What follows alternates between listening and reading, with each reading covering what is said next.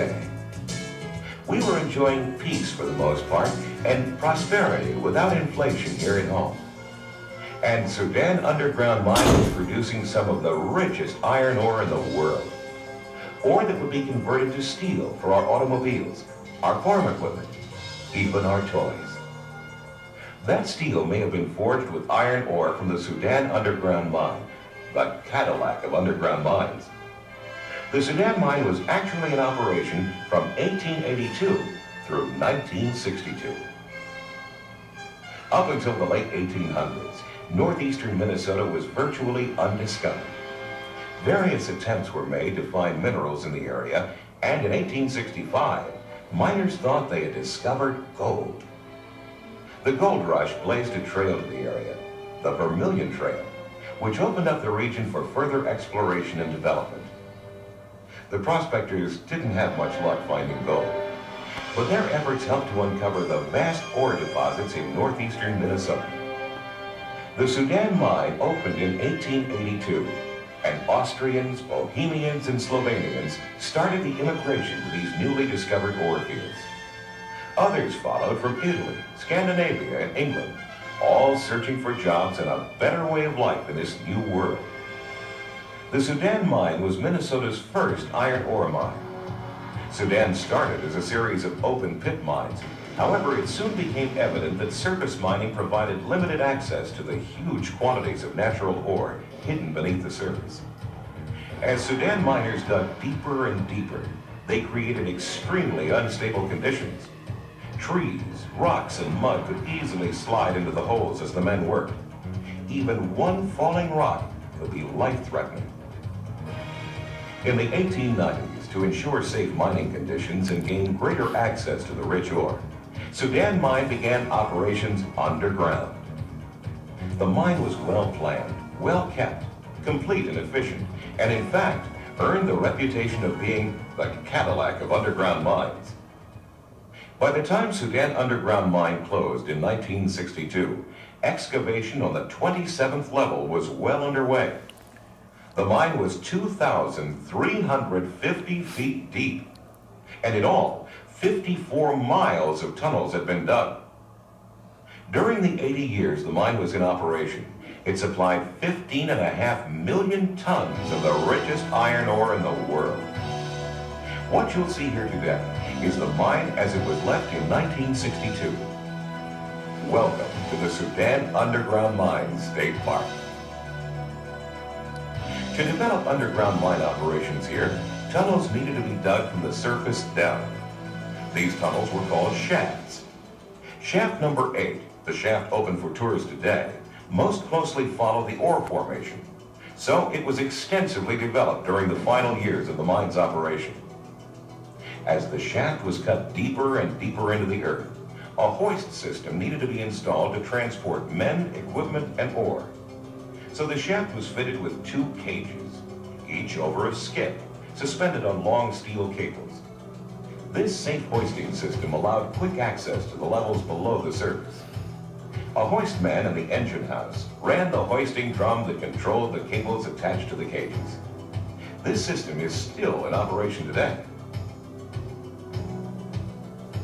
Miners rode the cages, similar in design to the ones you as visitors use. The skips attached beneath the cages were used to lift the ore to the surface. The 90-foot-high head frame, which serves as a landmark to the mine, is actually an integral part of the hoisting system. The cables which run from the engine house to the cages are fed through the head frame. It's at the base of this head frame that you'll enter the cages for the ride half a mile down to tour the 27th level.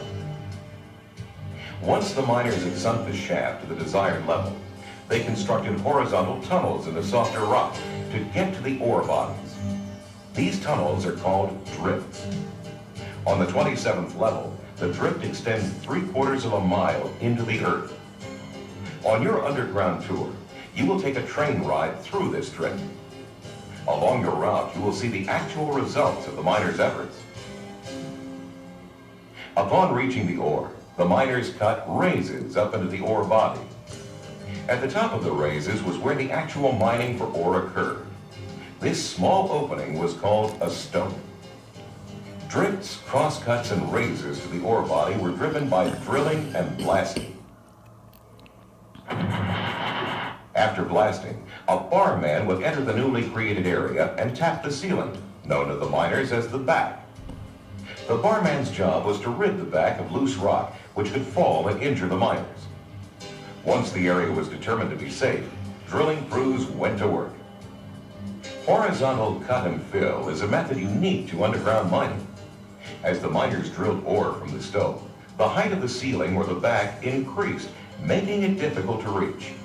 So the miners devised a way to raise the level of the floor at the same rate as they raised the back. While ore was being excavated, miners drove other raises up to the level above. They took rock falling down these raises and spread it on the floor of the stope. In order to keep the raises open, miners built wooden cribs with timbers to prevent the rock from falling down the raise.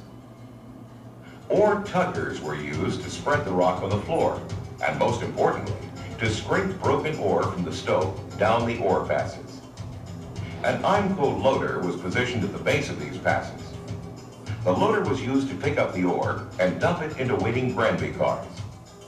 The Granby cars were pulled down the track in the drift, the same track you ride on your tour, to the shaft station. There, a skip tender unloaded the ore from the Granby cars into the skips. He signaled the hoistman, and the ore was hoisted to the surface. The skip automatically tipped, dumping the ore into Larry cars. These cars ran on a track from the shaft to the crusher house, where the huge chunks were broken into smaller pieces. The ore was then run out to an ore pocket for loading into railroad cars, or dumped onto stockpiles. Railroad cars took the ore to boats on Lake Superior, and the ore was shipped off to the steel mills. Gerald Peterson, who worked both as a skip tender and a hoistman, recalls his experiences. We were a very close group, the skip tenders underground. There was 3 groups, one for each shift. And we always would try, each group of 4 skip tenders would try to beat the other group, And forcefully and truthfully, I was on a crew that we did make 100 skip on day shift one time. And that was very high. As you tour the mine's surface, you can still see the crusher house and the trestle out to the train tracks and stockpile area, the engine house, and the drill shop. Steel isn't steel like it used to be. Like the car benders and everything. They're obviously using it, but they don't have Soudan ore no more either. Soudan Underground Mine opened up the mining industry in Minnesota. The mine supported agricultural and industrial growth across the country and the world. However, by the early 1960s, changing technology decreased the need for Sudan's iron ore, and the system was no longer profitable. So on December 15, 1962, the mine ceased operations. In 1965, it was given as a gift to the state of Minnesota, and today holds a priority place on the National Register of Historic Places. Miners knew each other and they all had nicknames. And we knew each other mostly by the nicknames. But it was a close-knit family of miners now. And then there'd be 3 shifts. You got to know practically every man that worked on the ground, because you were from one level to the other. See? Sudan was a safe mine. It was a good mine to work with. It was the Cadillac of mines, and a real good place to work, the best. Welcome to Soudan Underground Mine State Park. The mine is quiet now, but a rich legacy of history, mining lore, and technical accomplishments await your discovery. Thank you for joining us. We hope you enjoy your tour.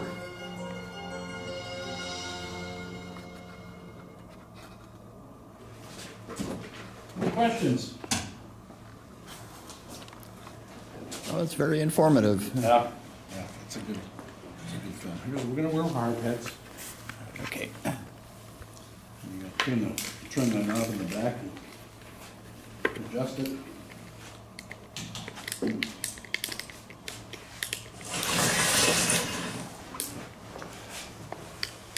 So we got on about a half a mile. when they discovered this ore, again, it was sticking out of the ground, and I believe that's why this is Minnesota's first iron ore mine. Once they discovered ore here, they started looking. We opened in 1882, closed in 1962. We'll talk about how that happened and why. The mines in Ely opened up about 1888, so about 6 years after. And then about 10 years after we started, they discovered the ore south of here on the Mesabi Range. So, and that changes things for the whole situation. The ores here and in Ely are deep and narrow and required underground mining, ultimately. The Mesabi, they did some underground mining early because they didn't have big machines yet. So when it was still picks and shovels, that ore is soft. You know, ours is just harbor rock. Ore can be in different consistencies, and a lot of the Mesabi ores, there was guys working underground, but it was picks and shovels, guys like my grandpa who worked in Evelyn. But the thing on the Mesabi is the ore was flat, near the surface. You know, at the most, the deepest deposit would be 500 feet to the bottom. So ultimately that's going to be cheaper too. So even though it's close by, it's a kind of different story. When we get outside, we'll head out to the head frame. Just over across the kind of road, you see part of an open pit. We did actually start on the surface in open pits. They found the ore in kind of 7 distinct deposits separated by the greenstone. So they had 7 sets of pits and kind of ran really like 7 independent mining operations to begin with. It's all manual labor then. Even the drilling, because we didn't have the railroad yet. We couldn't bring in equipment. So, but it's deep and narrow and it becomes dangerous. Our ore is also slanted to the north, 78 degrees. So we get out there, we'll see the angle on the head frame track.